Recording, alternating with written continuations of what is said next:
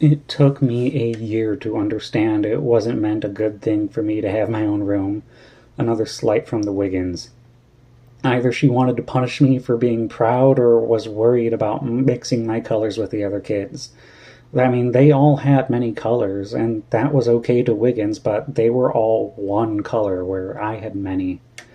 I don't understand the difference, but it always made a difference to Wiggins and her deeply set cold eyes.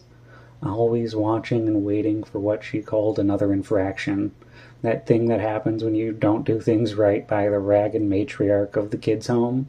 Skin thin like moist paper and hair wispy, worn by years under an expectation or an obligation I still don't understand. Whatever obligation makes you keep something close while making it feel small at every moment. Wiggins' gardening gloves make her hands look like the head of a bird, hand darting down for cheeks or ears or wrists, whichever she could reach.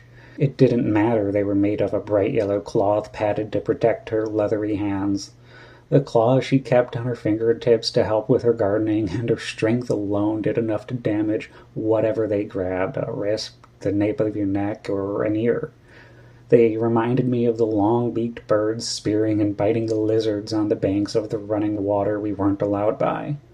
Once I got caught with Sierra, another girl trying to get a little closer. Nowhere too close, and we weren't doing nothing but being curious.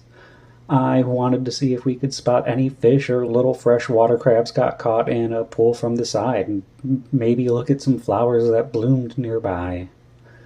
I understand now that being curious is an infraction, though, and it felt like my colors would be pulled off while she dragged us back with those clawed talons she called hands.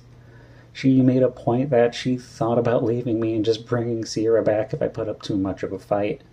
I don't think I will ever stop having night scares about those claws waiting for me to mess up or relax like the lizards in the sun.